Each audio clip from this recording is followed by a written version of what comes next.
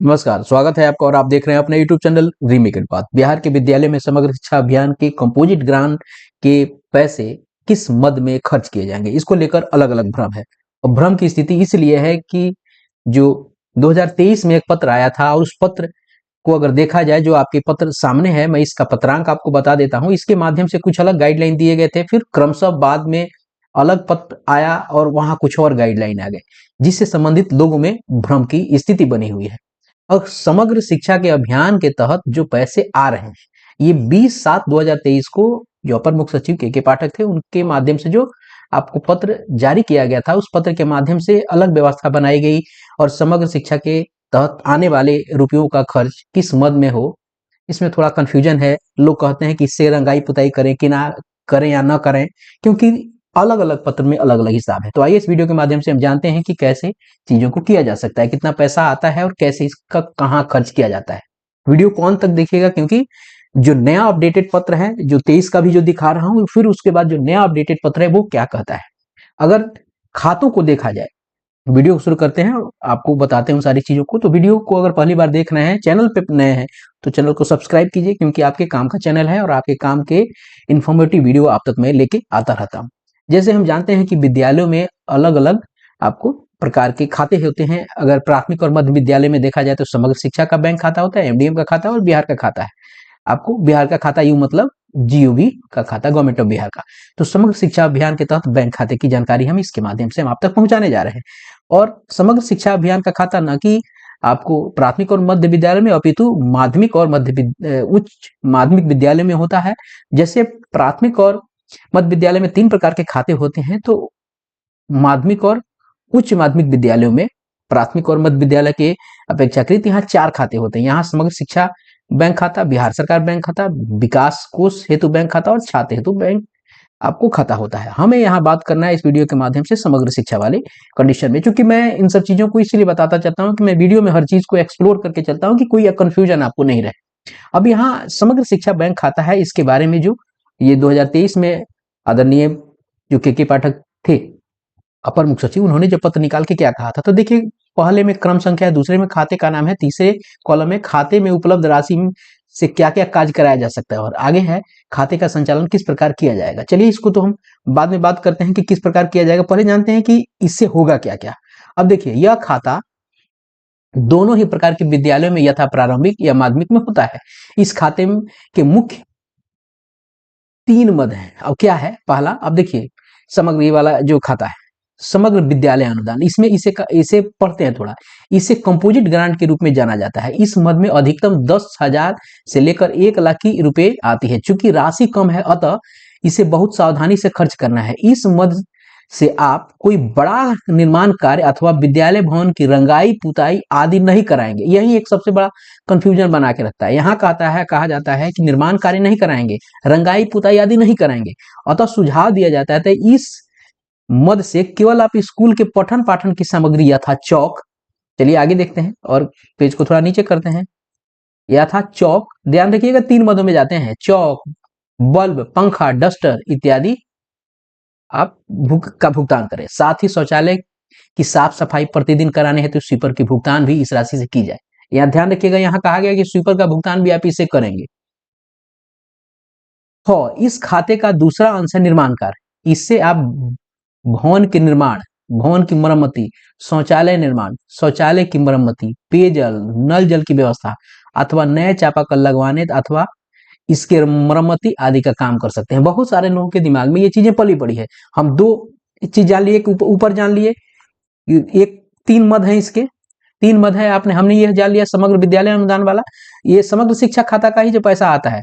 उसके बाद आपका है इस खाते का दूसरा अंश हमने जान लिया, जिसमें आपको निर्माण कार्य, भवन मरम्मति इत्यादि की बात की है। और इसी में कहा गया है कि विविध कार्य उपरोक्त दोनों गतिविधियों के अतिरिक्त अन्य प्रकार की गतिविधियां विद्यालय में होती है, जिसमें खेल कूद, वृक्षारोपण, विभिन्न प्रकार की प्रतियोगिताएं एवं ऐसी रोचक गतिविधियां आप करा सकते हैं जिससे छात्रों की रुचि तो बनी रहे, साथ ही उन्हें कुछ अच्छी बातों को भी सीखने का मिले। इन गतिविधियों के बारे में विस्तृत जानकारी आप प्रखंड शिक्षा पदाधिकारी से प्राप्त कर सकते हैं। अब ये कहानी है 2023 की।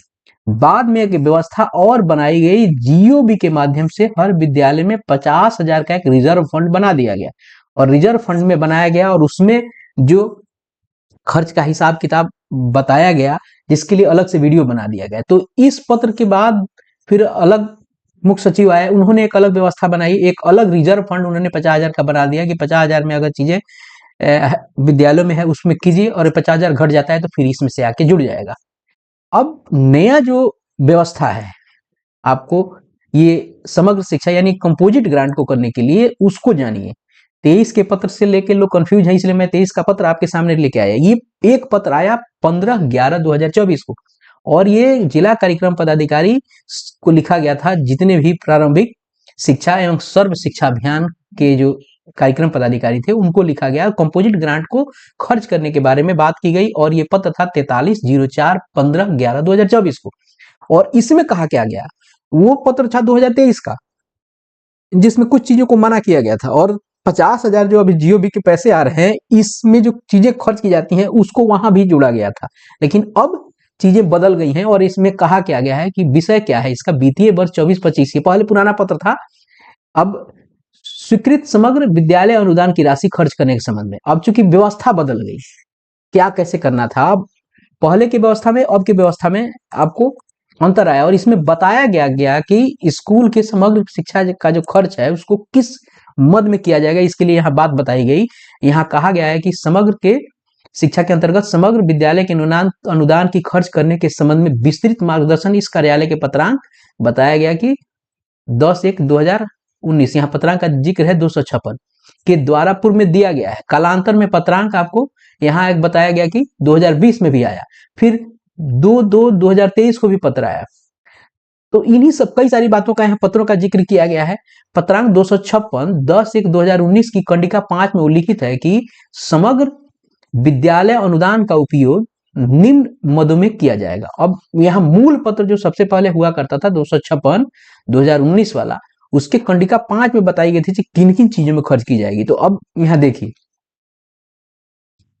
अक्रियाशील विद्यालय उपकरणों का प्रतिस्थापन, जो भी नॉन वर्किंग विद्यालय के कुछ उपकरण है उसका प्रतिस्थापन या उसकी जगह नई चीजें खरीदी जा सकती है, रिप्लेसमेंट हो सकता है।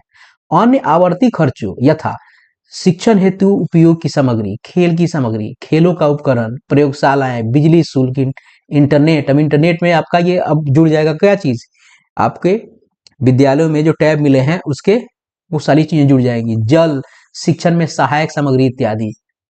भौतिक संरचना को अच्छी स्थिति में रखने के उद्देश्य से विद्यालय भवन का वार्षिक मरम्मत एवं रख रखाव, शौचालय एवं अन्य आवश्यक सुविधाएं, इसमें अब रंग रंगाई इसमें पहुंच जाएगा। स्वच्छ भारत अभियान को बढ़ावा देने हेतु यहाँ आपको स्वच्छता, विद्यालय की स्वच्छता से संबंधित कुछ चीजें हैं वो यहाँ आ गई। तो बहुत ऐसी चीजें थी जो पुराने पत्र में मना किया गया था, यहाँ जोड़ दिया गया।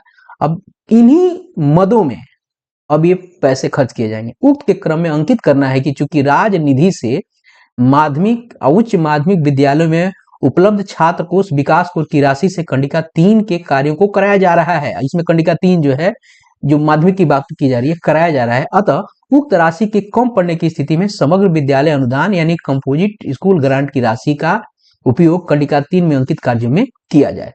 राज्य स्तरीय कार्यालय द्वारा पूर्व से निर्गत पत्रों को इस हद तक संशोधित किया जाए, यानी पहले जो पत्र निकला हुआ था आपको कंपोजिट ग्रांट को खर्च करने के लिए, उसको इस पत्र के माध्यम से संशोधित करके और इस कंडीशन में, इस व्यवस्था में, इस मद में पैसे खर्च किए जा सकते हैं। अतः निर्देश है कि उक्त आशय की सूचना सभी संबंधितों को देते हुए इसका अनुपालन आपको सुनिश्चित कराया जाए, दृढ़तापूर्वक सुनिश्चित कराया जाए। और ये पत्र आपको मैंने बता दिया कि ये पत्र आपको जारी किया कब हुआ था, इसका पत्रांक क्या है 4304 है, 15/11 को जारी हुआ था और सभी जिला शिक्षा पदाधिकारी को जारी हुआ था। और पहले जो पत्र मैंने बताया था वो 2023 का। तो सारी चीजें सब चीज संशोधित करके और इन मदों में समग्र शिक्षा के पत्र आपको पैसों को खर्च करने के लिए व्यवस्था बनाई गई है। तो यह आपको अपडेटेड इंफॉर्मेशन था, कई सारे लोगों के कमेंट आए थे, इसलिए मैंने इस वीडियो को बनाना उचित समझा। तो मिलते हैं जल्दी ही नए कंटेंट में